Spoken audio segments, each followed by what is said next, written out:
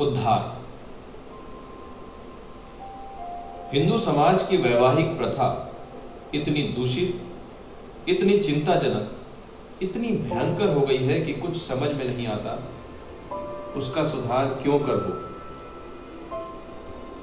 बिरले ही ऐसे माता पिता होंगे जिनके 7 पुत्रों के बाद एक भी कन्या उत्पन्न हो जाए तो वो सहर्ष उसका स्वागत करे।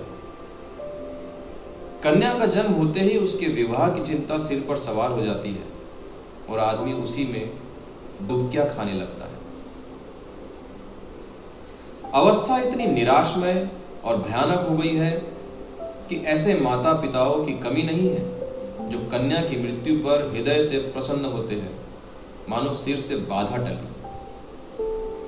इसका कारण केवल यही है कि दहेज की दर दिन दुनी रात चौगुनी हो गई है। अभी बहुत दिन नहीं गुजरे हैं कि 1 या 2 हजार रुपए दहेज केवल बड़े घरों की बात थी। छोटी छोटी शादियां 500 से 1000 रुपए में तय की जाती थी। अब मामूली मामूली विवाह भी 3-4 हजार के नीचे तय नहीं होते। खर्च का तो ये हाल है और शिक्षित समाज की निर्धनता और दरिद्रता दिन ब दिन बढ़ती जा रही है। इसका अंत क्या होगा ईश्वर ही जाने। बेटे 1 दर्जन भी हो तो माता पिता को चिंता नहीं होती। वो अपने ऊपर उनके विवाह भार को अनिवार्य नहीं समझता। यह उसके लिए कंपल्सरी विषय नहीं है, ऑप्शनल विषय है। लुत्फ तो यह है कि जो लोग बेटियों के विवाह की कठिनाइयों को भोग चुके होते हैं वही अपने बेटे के विवाह के अवसर पर बिल्कुल भूल जाते हैं कि हमें कितनी ठोकरें खानी पड़ी थी। जरा भी सहानुभूति नहीं प्रकट करते, बल्कि कन्या के विवाह में जो तावान उठाया था उसे चक्रवृद्धि ब्याज के साथ बेटे के विवाह में वसूल करने पर कटिबद्ध हो जाते हैं। मुंशी गुलजारी लाल ऐसे ही हतभागे पिताओं में से थे। यौन की स्थिति बुरी न थी। 200-250 रुपये महीने वकालत से पीट लेते थे। खानदानी आदमी थे, उदार हृदय। बहुत किफ़ायत करने पर भी माकूल बचत ना हो सकती थी। संबंधियों का आदर सत्कार ना करें तो नहीं बनता, मित्रों की खातिरदारी ना करें तो नहीं बनता। फिर ईश्वर के दिए हुए 2 पुत्र थे, उनका पालन पोषण शिक्षण का भार था। क्या करते? पहली कन्या का विवाह टेढ़ी खीर हो रहा था। यह आवश्यक था कि विवाह अच्छे घराने में हो, अन्यथा लोग हंसेंगे। अच्छे घराने के लिए कम से कम 5000 का तखमीना था। वो अनाज जो लड़के खाते थे वो भी खाते थे, पर लड़कों को देखो तो जैसे सूखों का रोग लग गया। और लड़की शुक्ल पक्ष का चांद हो रही थी। बहुत दौड़ धूप करने पर भी बेचारे को एक लड़का मिला। बाप आबकारी के विभाग में 400 रुपए का नौकर था। लड़का सुशिक्षित। स्त्री से आकर बोले, लड़का तो मिला, घर बार कुछ भी काटने योग्य नहीं है, पर कठिनाई यही है कि लड़का कहता है मैं अपना विवाह ना करूंगा। बाप ने समझाया, मैंने कितना समझाया, उसकी माँ ने समझाया, औरों ने भी समझाया, पर वो टस से मस नहीं होता। कहता है मैं कभी विवाह नहीं करूंगा। समझ में नहीं आता विवाह से इतना डरता क्यों है, इतनी घृणा क्यों करता है। कोई कारण नहीं बतलाता, बस यही कहता है मेरी इच्छा। माँ बाप का इकलौता लड़का है, उनकी परम इच्छा है कि इसका विवाह हो जाए, पर करें क्या। जो उन्होंने फलदान तो रख लिया है, और पर मुझसे कह दिया है कि लड़का स्वभाव का हठीला है। अगर ना मानेगा तो फलदान वापस कर दे। स्त्री ने कहा, तुमने लड़के को एकांत में बुलाकर पूछा नहीं? गुलजारी लाल, बुलाया था, बैठा रोता रहा, फिर उठ के चला गया। अब तुमसे क्या कहूं। उसके पैरों पर गिर पड़ा, लेकिन फिर भी बिना कुछ कहे उठ के वहां से चला गया। स्त्री, देखा इस लड़की के पीछे क्या क्या झेलना पड़ रहा है। गुलजारी लाल, अरे कुछ नहीं, आजकल के लड़के सैलानी होते हैं। अंग्रेजी पुस्तकों में पढ़ते हैं कि विलायत में कितने ही लोग अविवाहित रहना ही पसंद करते हैं। तो बस यही सनक सवार हो जाती है कि निर्द्वंद्व रहने में ही जीवन की सुख और शांति है। जितनी मुसीबतें हैं ना, वो सब विवाह में ही है। अब मैं भी जब कॉलेज में था तब यही सोचा करता था कि अकेला रहूंगा और मजे से सैर सपाटा करूंगा। स्त्री है तो बात यही, विवाह ही तो सारी मुसीबतों की जड़ है। अब तुमसे विवाह ना किया होता तो क्यों चिंताएं होती? मैं भी कुंवारी रहती तो चैन करती। इसके 1 महीने बाद मुंशी गुलजारी लाल के पास वर ने ये पत्र लिखा। पूज्य वर, सादर प्रणाम। मैं आज बहुत असमंजस में पढ़कर यह पत्र लिखने का साहस कर रहा हूं। इस धृष्टता को क्षमा कीजिएगा। आपके जाने के बाद मेरे पिताजी और माताजी दोनों मुझ पर विवाह करने के लिए नाना प्रकार से दबाव डाल रहे हैं। माताजी रोती है, पिताजी नाराज होते हैं। वो समझते हैं कि मैं अपने जिद के कारण विवाह से भागता हूं। कदाचिता उन्हें ये संदेह हो रहा है कि मेरा चरित्र भ्रष्ट हो गया है।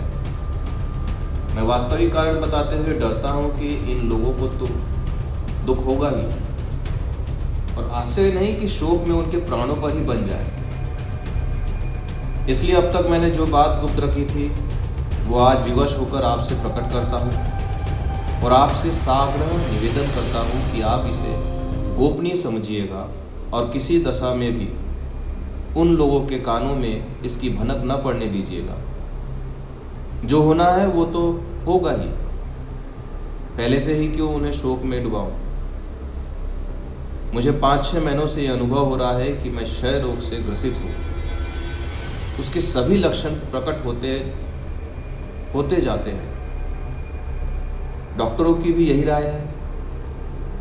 यहाँ सबसे अनुभवी जो 2 डॉक्टर हैं, उन दोनों से ही मैं अपनी आरोग्य परीक्षा कराई, और दोनों ही ने स्पष्ट कहा कि तुम्हें सिल है।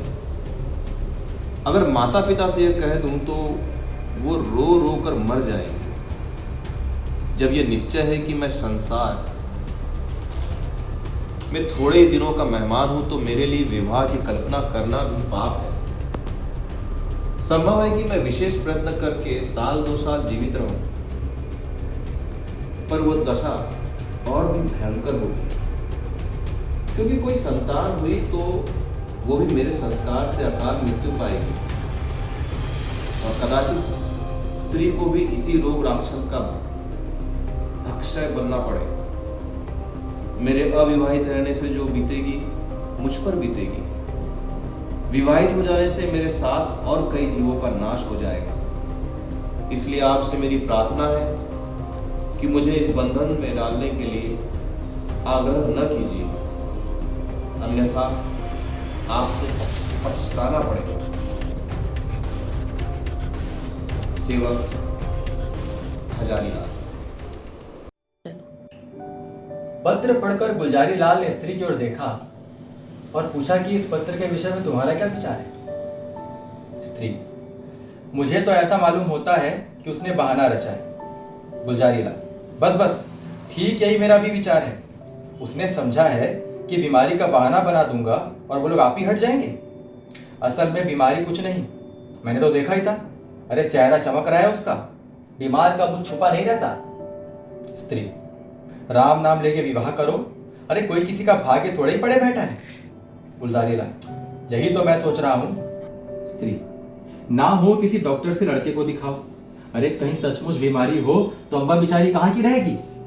गुलजारी लाल: अरे तुम भी पागल हो क्या? अरे सब हीले हवाले हैं। इन छोकरों के दिल का हाल मैं खूब जानता हूँ। सोचता होगा अभी सैर सपाटे का समय है, खूब गुलछर्रे उड़ाए जाएंगे, विवाह हो जाएगा तो फिर गुलछर्रे कैसे उड़ेंगे। स्त्री: तो शुभ मुहूर्त देखकर लगन की जवानी की तैयारी कर। हजारीलाल बड़े धर्म संदेह में था। उसके पैरों में जबरदस्ती विवाह की बेड़ी डाली जा रही थी और वो चाह कर भी कुछ न कर सकता था। उसने ससुर को अपना कच्चा चिट्ठा कह सुनाया था, मगर किसी ने उसकी बातों पर विश्वास भी नहीं किया। माँ बाप से अपनी बीमारी का हाल कहने का उसे साहस न होता था। न जाने उनके दिल पर क्या गुजरे, न जाने वो क्या कर बैठे। यही सोचकर कभी वो सोचता था कि किसी डॉक्टर से सनद लेकर अपने ससुर को भेज दें, लेकिन फिर ध्यान आता कि उन लोगों को उस पर भी विश्वास ना आया तो। आजकल डॉक्टरी सनद ले लेना कोई मुश्किल काम तो नहीं। सोचेंगे किसी डॉक्टर को कुछ दे दिलाकर लिखा लिया होगा। अब शादी के लिए तो इतना आग्रह कर ही रहा था।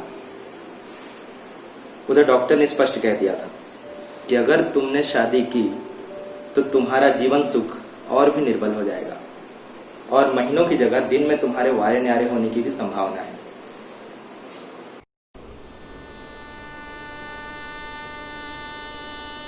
लगन आ चुकी थी, विवाह की तैयारियां हो रही थी, मेहमान आते जाते थे और हजारीलाल घर से भागा भागा फिरता था। विवाह की कल्पना ही से उसके प्राण सूख जाते थे। उस अबला की क्या गति होगी जब उसे ये बात मालूम होगी, तो वो मुझे अपने मन में क्या कहेगी? कौन इस पाप का प्रायश्चित करेगा? नहीं, उस अबला पर घोर अत्याचार न करूंगा, उसे वैधव की आग में न जलाऊंगा। मेरी जिंदगी ही क्या, आज न मरा कल मरूंगा, कल नहीं तो परसों, तो क्यों ना आज ही मर जाऊं। आज ही जीवन का और उसके साथ सारी चिंताओं का, सारी विपत्तियों का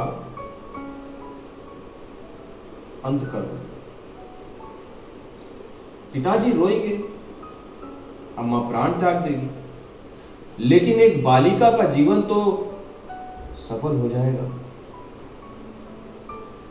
मेरे बाद कोई अभागा अनाथ तो ना रोएगा।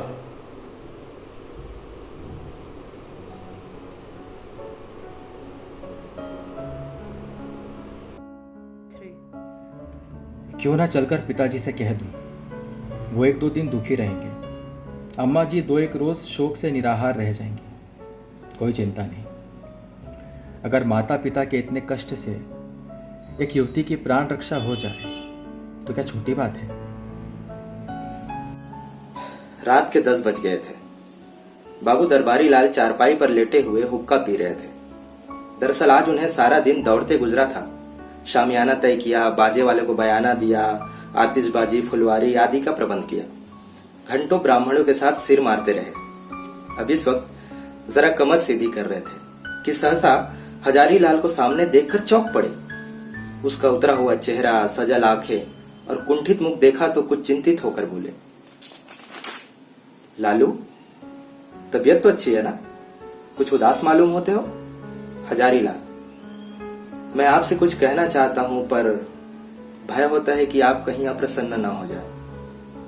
दरबारी लाल, समझ गया, वही पुरानी बात है ना? उसके अलावा कोई दूसरी बात हो तो शौक से कहो। हजारी लाल, खेद है कि मैं उसी विषय में कुछ कहना चाहता हूं।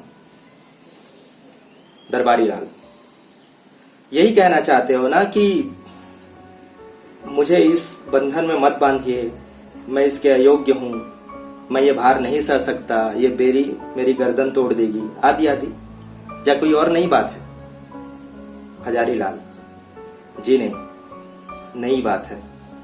मैं आपकी आज्ञा पालन करने के लिए सभी प्रकार से तैयार हूं, पर एक ऐसी बात है जिसे मैंने अब तक आप सबसे छिपाया था, उसे भी प्रकट कर देना चाहता हूं। इसके बाद आप जो भी निर्णय करेंगे उसे मैं शिरोधार्य करूंगा। हजारीलाल ने बड़े विनीत शब्दों में अपना आशय व्यक्त किया, डॉक्टरों की राय भी बयान की और अंत में बोले, ऐसी दशा में मुझे पूरी आशा है कि आप विवाह करने के लिए मुझे बाध्य नहीं करेंगे। दरबारी लाल ने पुत्र के मुख की ओर देखा। कहीं जर्दी का नाम न था। इस कथन पर विश्वास न आया, पर अपने अविश्वास को छिपाने और अपना हार्दिक शोक प्रकट करने के लिए वो कई मिनट तक गहरी चिंता में मगन रहे। इसके बाद पीड़ित कंठ से बोले, बेटा, इस दशा में विवाह करना तो और भी आवश्यक हो जाता है। भगवान ना करे हमें वो बुरा दिन देखने मिले, पर विवाह हो जाने से तुम्हारी कोई निशानी तो रह जाएगी। ईश्वर ने कोई संतान दे दी तो वही हमारे बुढ़ापे की लाठी होगी। उसी का मुंह देख कर हम दिल को समझाएंगे। जीवन का कुछ आधार तो रहेगा, फिर आगे क्या होगा ये कौन कह सकता है। डॉक्टर किसी की कर्म रेखा तो नहीं पढ़ते, ईश्वर की लीला अपरंपार है, डॉक्टर उसे नहीं समझ सकते। तुम निश्चिंत होकर बैठो, हम जो करते हैं हमें करने दो। भगवान ने चाहा तो सब कुछ कल्याण ही होगा। 3 दिन और गुजर गए, मगर हजारी लाल कुछ निश्चय नहीं कर पा रहा था। विवाह की तैयारियां हो चुकी थी, मंत्रई की पूजा हो चुकी थी, द्वार पर बाजे गाजे का शोर मचा हुआ था। मोहल्ले के लड़के जमा होकर बाजा सुनते और उल्लास से इधर उधर दौड़ते, मगर अंतिम निश्चय की घड़ी सर पर खड़ी थी। अब एक क्षण भी विलंब करने का मौका न था। अपनी वेदना किससे कहे, कोई सुनने वाला नहीं था। उसने सोचा, हमारे माता पिता कितने अदूरदर्शी हैं कि अपनी उमंग में उन्हें इतना भी नहीं सूझा कि वधू पर क्या गुजरेगी, और वधू के माता पिता कितने अदूरदर्शी हैं कि अपनी उमंग में इतने अंधे हो रहे हैं कि वो देखकर भी नहीं देखते और जानकर भी नहीं जानते। क्या ये विवाह है? कदापि नहीं। ये तो लड़की को कुएं में डालना है, भाड़ में झोंकना है, कुंद छुरे से रेतना है। ये माता पिता है? कदापि नहीं। ये लड़की के शत्रु है, कसाई है, बधिक है, हत्यारे है। क्या इनके लिए कोई दंड नहीं, जो जानबूझकर अपनी प्रिय संतान को उसके खून से अपने हाथ रंगते हैं? उसके लिए कोई दंड नहीं? समाज भी उन्हें दंड नहीं देता, कोई कुछ नहीं कहता। हजारी लाल उठा और एक और चुपचाप चल दिया। उसके मुख पर निश्चय का तेज छाया हुआ था। उसने अपने आत्म बलिदान से इस कष्ट का निवारण करने का दृढ़ संकल्प कर लिया था। उसे मृत्यु का लेश मात्र भी भय न था। वो उस दशा को पहुंच गया था जब सारी आशाएं मृत्यु पर आकर अविलंबित हो जाती है। मैं तो खड़ी थी आस लगाए, मेहंदी कचरा मांग सजाए, देखी सुरतिया अपने पिया की। भादों का महीना था और तीज का दिन था। घरों में सफाई हो रही थी। सौभाग्यवती रमणियां 16 श्रृंगार किए गंगा स्नान को जा रही थी। अम्बा स्नान करके लौट आई थी और तुलसी के कच्चे चबूतरे के सामने खड़ी वंदना कर रही थी। पति गृह में उसे ये पहली तीज थी। बड़ी उमंगों से व्रत रखा था। सहसा उसके पति ने अंदर आकर उसे सहास नेत्रों से देखा और बोले, मुंशी दरबारी लाल तुम्हारे कौन होते हैं? ये उनके यहाँ से तुम्हारे लिए तीज की पठौनी आई है, अभी डाकिया दे गया। ये कहकर उसने एक पार्सल चारपाई पर रख दिया। दरबारी लाल का नाम सुनते ही अम्बा की आंखें सजल हो गई। वो लपकी हुई आई और पार्सल स्मृतियां जीवित हो गई। हृदय में हजारी लाल के प्रति श्रद्धा का एक उद्गार सा उठ पड़ा। ये उसी देवात्मा के आत्म बलिदान का पुनीत फल है कि मुझे ये दिन देखना नसीब हुआ। ईश्वर उन्हें सद्गति दे। वो आदमी नहीं, देवता है, जिसने अपने कल्याण निमित्त अपने प्राण तक समर्पण कर दिए। पति ने पूछा, दरबारी लाल तुम्हारे चचा हैं? अम्बा, हाँ। इस पत्र में हजारी लाल का नाम लिखा है। ये कौन है? ये मुंशी दरबारी लाल के बेटे हैं। पति, तुम्हारे चचेरे भाई? अम्बा, नहीं, मेरे परम दयालु उद्धारक, जीवन दाता, मुझे अथाह जल में डूबने से बचाने वाले, मुझे सौभाग्य का वरदान देने वाले। पति ने इस भाव कहा मानो कोई भूली हुई बात याद आ गई हो। हाँ, समझ गया, वास्तव में वो मनुष्य नहीं, देवता थे।